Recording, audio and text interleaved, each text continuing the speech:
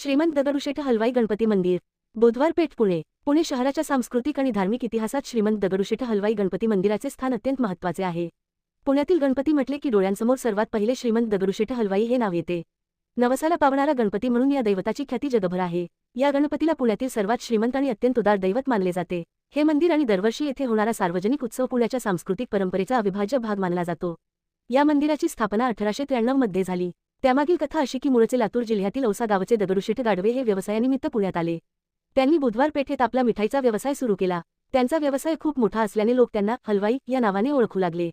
पुढे तेच त्यांचे आडनाव झाले. दगडूशेठ एक यशस्वी व्यापारी होते. अत्यंत शीलवान आणि दानशूर म्हणून ते प्रसिद्ध होते. त्यांच्या सामाजिक कामाची दखल घेऊन ब्रिटिशांनी त्यांना नगरशेठ हा बहुमान दिला. दगडूशेठ यांना व्यायामाची आवड होती. ते स्वतः निष्णात मल्ल होते. ते पुण्यातील प्रसिद्ध जगाबा तालमीचे वस्ताद म्हणून ओळखले जात. त्यांनी अनेक मल्ल घडवले होते. दगडूशेठ आणि त्यांच्या पत्नी लक्ष्मीबाई यांच्या आयुष्यात अचानक एक दुःखद घटना घडली. 1892च्या सुमारास पुण्यावर प्लेगच्या महामारीचे भीषण संकट आले. या साथीच्या आजारात त्यांनी आपल्या एकुलत्या एका मुलाला गमावले. मुलाच्या मृत्यूमुळे या दाम्पत्यावर दुःखाचा डोंगर कोसळला. त्यांच्या मनात संसाराविषयी विरक्ती निर्माण झाली. याच कठीण काळात त्यांची भेट आध्यात्मिक गुरु श्री माधवनाथ महाराज यांच्याशी झाली. महाराजांनी या शोकाकुल दाम्पत्याला धीर दिला. महाराजांनी त्यांना श्री दत्तात्रेय आणि गणपतीची मूर्ती स्थापन करण्याचा सल्ला दिला. या दैवतांची सेवा आपल्या मुलाप्रमाणे करा असे त्यांनी सांगितले. ही दैवते तुमचे नाव आणि कीर्ती जगभर पसरवतील असा आशीर्वाद महाराजांनी दिला. महाराजांच्या शब्दांनी दगडूशेठ यांना नवी उमेद मिळाली. त्यांना जगण्याचे बळ मिळाले. त्यांनी बुधवार पेठेत गणपतीची मातीची मूर्ती आणि दत्ताची संगमरवरी मूर्ती स्थापन केली. आजही श्रीमंत लक्ष्मीबाई दगडूशेठ हलवाई दत्त मंदिर आणि गणपती मंदिर त्यांच्या नावाने प्रसिद्ध आहे. या गणपतीचा इतिहास भारतीय स्वातंत्र्यलढ्याशी जोडलेला आहे. 1893 मध्ये या गणपतीची स्थापना झाली. या उत्सवाला सार्वजनिक स्वरूप लोकमान्य टिळकांच्या प्रेरणेतून मिळाले. त्या काळात ब्रिटिशांनी राजकीय सभांवर बंदी घातली होती. धार्मिक कार्यक्रमांना मात्र कायदेशीर परवानगी होती. ही संधी ओळखून लोकमान्य टिळकांनी 1894 मध्ये सार्वजनिक गणेशोत्सवाचे आवाहन केले. यामुळे लोक एकत्र आले. त्यांच्यात राष्ट्रभक्तीची भावना निर्माण झाली. 1896 मध्ये दगडूशेठ हलवाई यांनी आपल्या मंदिरात सार्वजनिक गणेशोत्सव साजरा करण्याचा निर्णय घेतला. या गणपतीच्या मूर्तीची प्राणप्रतिष्ठा लोकमान्य टिळकांच्या हस्ते झाली. ही पुण्याच्या इतिहासातील मोठी घटना आहे. सुरुवातीच्या काळात हा गणपती कोतवाल चावडीचा गणपती म्हणून ओळखला जात असे. याला बाहुलीच्या हौदाचा गणपती असेही म्हणत. डॉक्टर विश्राम भोले यांनी आपल्या मृत मुलीच्या स्मृतीसाठी तिथे एक हौद बांधला होता. त्या हौदावर एक बाहुली होती. त्यावरून या परिसरातील गणपतीला हे नाव पडले. आज मंदिरात जी भव्य मूर्ती आहे ती मंडळाची तिसरी मूर्ती आहे. पहिली मूर्ती 1893 मध्ये बाबूराव नाईक यांनी तयार केली होती. ती सध्या शुक्रवार पेठेतील राम मंदिरात आहे. त्यानंतर 1896 मध्ये दुसरी मूर्ती तयार केली. ती सध्या ट्रस्टच्या कोंडवा येथील केंद्रात आहे. सध्याची प्रसिद्ध मूर्ती 1968 मध्ये मंडळाच्या अमृत महोत्सवानिमित्त तयार केली गेली.